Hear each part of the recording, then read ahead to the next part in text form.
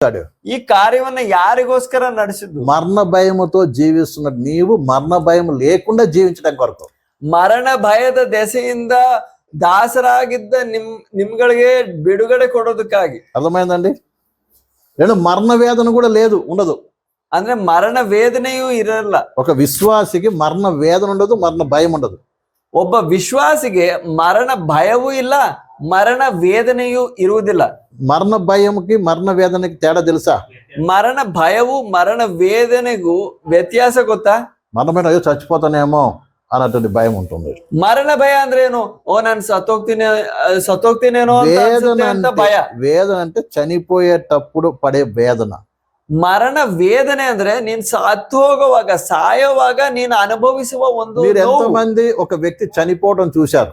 ನೀವ್ ಯಾರಾದ್ರೂ ಸತ್ತು ಹೋಗೋ ಒಬ್ಬ ವ್ಯಕ್ತಿಯನ್ನ ನೋಡಿದೀರಾ? ಬಂಧುಗಳು, ಸಂಬಂಧಿಕರು చనిపోయేటప్పుడు దగ్గరుండి ఎవరైనా చూసి ఉన్నారా? ಅವರು ಸಾಯೋವಾಗ ನೀವು ಹತ್ತಿರದಿಂದ ಅವರನ್ನ ನೋಡಕ್ ಆಗಿದೆಯಾ? ముఖ్యంగా అన్యజనులు అయినటువంటి వారు, ವಿಶೇಷವಾಗಿ ಅನ್ಯ ಜನಾಂಗದವರು చచ్చిపోయి చాలా బాధపడుతుంటారు. ಸಾಯೋವಾಗ ಅವರು ತುಂಬಾನೇ ಬಾಧೆ ಪಡುತ್ತಿದ್ದಾರೆ. కొంతమంది భయపడుతూ ఉంటారు. ಕೆಲವರು ಭಯ ಪಡ್ತಿದ್ದಾರೆ. అయ్యో వాళ్ళొచ్చి లాగుతున్నారు, వీళ్ళొచ్చి లాగుతున్నారు, భయపడుతూ ఉంటారు. ಅವರೇನೋ ಎಳಿತಾ ಇದ್ದಾರೆ, ಇವರೇ ಎಳಿತಾ ಇದ್ದಾರೆ ಅಂತ ಭಯ ಪಡ್ತಾರೆ. అయ్యో నేను చచ్చిపోతాను, డాక్టర్ దగ్గర తీసుకెళ్ళండి అని బతుకుంటా ఉంటారు. ನಾನ್ ಸತ್ತೋಗ್ತೀನಿ, ಡಾಕ್ಟರ್ ಹತ್ರ ತಗೊಂಡೋಗಿ ನನ್ನ ಅಂತ ಭಯ ಪಡ್ತೀನಿ. అయ్యో నేను ఎక్కడికో పోతున్నాను, భయంకర బాధగా ఉందని చెప్పేవారు ఉంటున్నారు. ನಾನೆಲ್ಲೋ ಹೋಗ್ತಾ ಇದ್ದೀನಿ, ತುಂಬಾ ಬಾಧೆ ಆಗಿದೆ ಅಂತ ಹೇಳೋರಿದ್ದಾರೆ. అర్థమైందండి? ಅರ್ಥ ಆಗ್ತಿದ್ಯಾ? అదే కొంతమంది పరిశుద్ధులు ఉన్నారు. ಆದ್ರೆ ಪರಿಶುದ್ಧರ అంటే యేసు నమ్ముకునే విశ్వాసం మనం చూస్తాం. ಅಂದ್ರೆ ಯೇಸು ಕರ್ತನ ನಂಬಿದ ವಿಶ್ವಾಸಿಗಳನ್ನ ನೋಡುವಾಗ కొంతమంది సాక్ష్యాన్ని నేను విన్నాను. ಅಂತವರ ಸಾಕ್ಷಿಗಳನ್ನ ನಾನು ಕೇಳಿದ್ದೀನಿ. వాళ్ళు తమ మరణ దినం అనేటువంటిది వాళ్ళు ఎరిగిన వారుగా ఉంటున్నారు.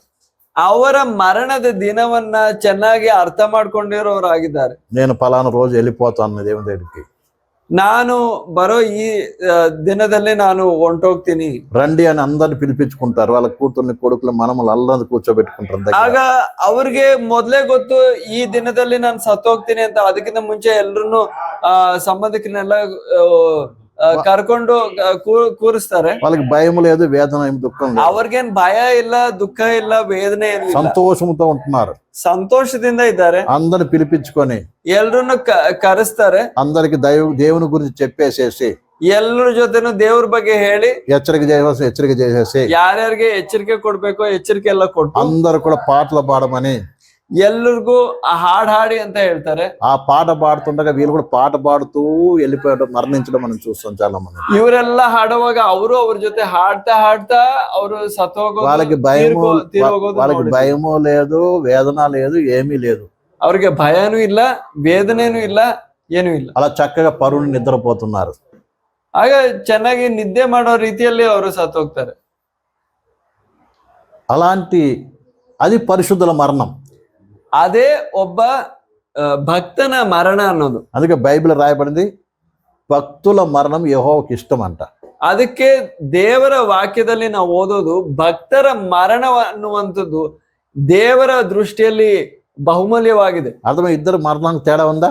ಅದಕ್ಕೆ ಇಬ್ಬರ ಮರಣದಲ್ಲೂ ವ್ಯತ್ಯಾಸ ಇದೆಯಾ? అంటే ఆ అవిశ్వాసికేమో వాడు నరకం కనబడుతుంది. ಅವಿಶ್ವಾಸಿ ಸಾಯುವಾಗ ಅವನಿಗೆ ನರಕ ಕಾಣಿಸುತ್ತೆ. విశ్వాసికి ఏం కనబడుతుంది? ಆದ್ರೆ ವಿಶ್ವಾಸಿಗೆ ಏನ್ ಕಾಣಿಸುತ್ತೆ? దేవుడు కనబడుతుంది, దేవుని దూతలు, పరలోకం కనబడుతుంది, నిత్యత్వం కనబడుతుంది.